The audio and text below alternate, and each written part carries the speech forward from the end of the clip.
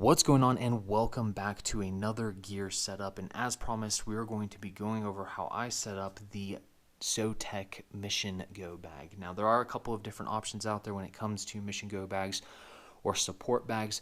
You have the 511 4-banger as well as the Tag Mission Assault packs. So there are a couple of different options, but I do want you guys to see all of the reviews and setups so that way you can determine what is going to be best for you, your mission, operational environment, and duty position, and making the most well-informed and educated decision and purchase because you have all of the information readily available to you. Now, I have used this on countless missions throughout Afghanistan and throughout the world. So this is a phenomenal bag. It works really, really well.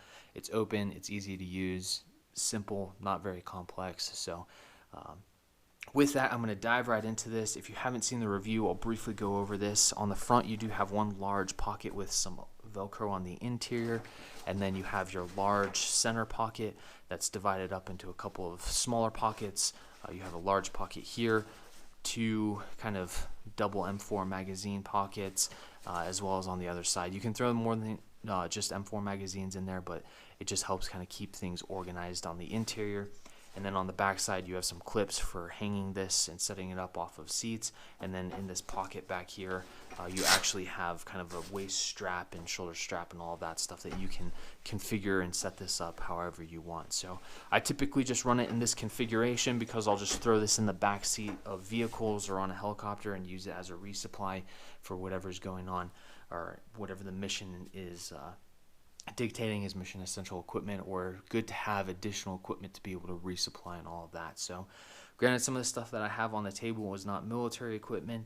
There are other items out there when it comes to smoke and flashbangs and distractionary devices that aren't quite military grade, but they are available to civilians. So that way, whether you're a civilian planning for just self-defense and preparedness, you're military or law enforcement, and you just want to have something that's in your vehicle to be able to be ready for anything when it comes down to it, or you're just going out and training on your own. These are all good options when it comes to it. So there's some stuff that I don't have on the table, like the Enola Gay flashbangs, and then I don't have the IWA International M12 distractionary device, which is also another kind of flashbang device.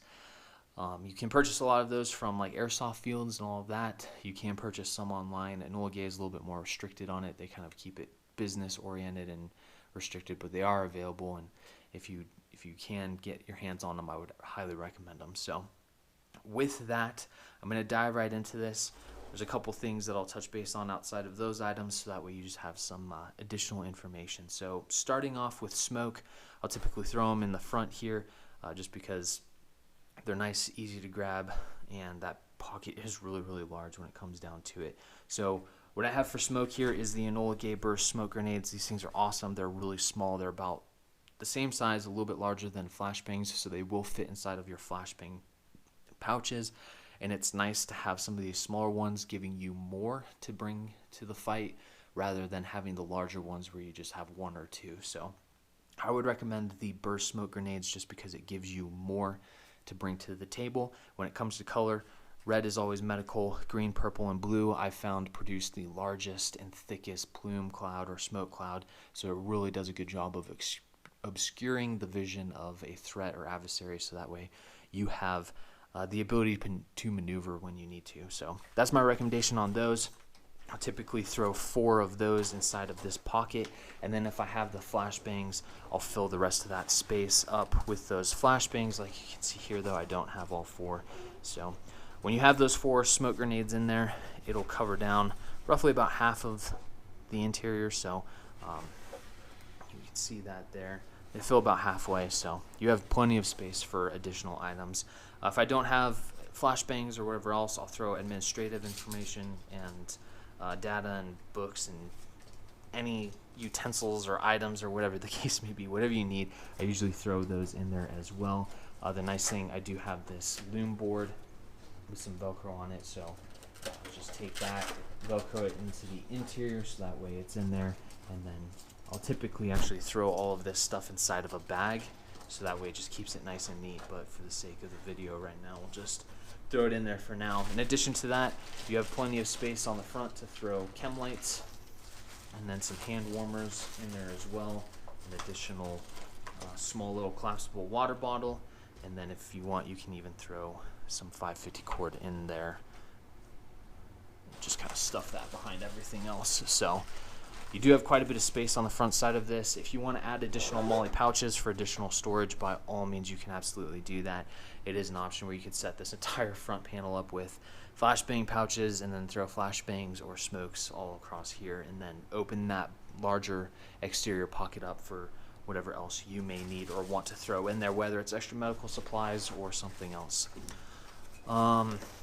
Moving on, I usually use one of these for just a little bit of extra medical supplies, hand sanitizer, things for eating, so that way I'm not eating food with dirty hands and all of that. So that helps with that piece. When it comes to batteries, I always like to have extra batteries just in case, not only for myself but for also other people, so that way everybody's optics can get refitted, to include light sights and other lasers and all of that. So it's nice to have extra batteries for whenever those electronic devices go down. If you're running any type of special radio that needs its own battery system, like a Yaesu, a Beifong, the 152s, the 148s, and even some of the Motorola radios that are out there, it's good to have extra batteries for all of those systems as well. So you can definitely throw those in one of these other medium pockets or even that large pocket on the back side.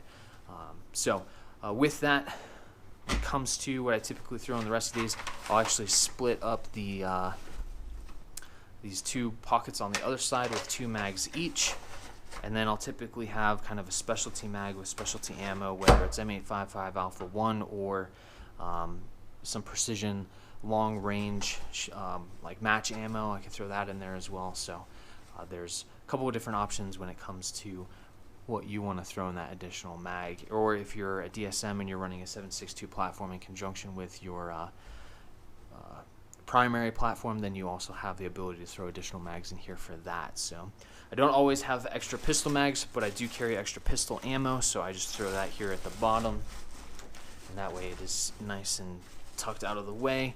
And then you still have quite a bit of space when it comes to everything that's in the center pocket here. So that way, if there's anything that you specifically want to take, typically I'd actually throw like 2 or 3 stripped MRE meals inside of there and have that space for that. And then I would open up this back pocket right here for any types of maps and other types of mission essential equipment, and throw that inside of there as well. So you do have a couple of options when it comes to what you can throw in there.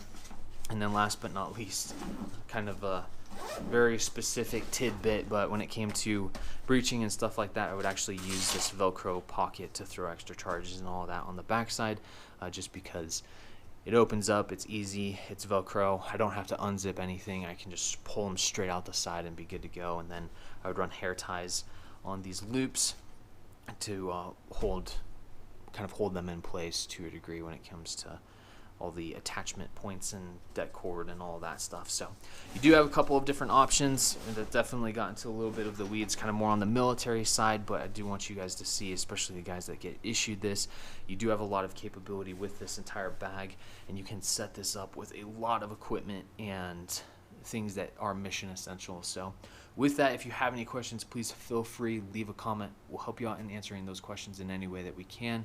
Like, share, and subscribe, and we'll see you next time.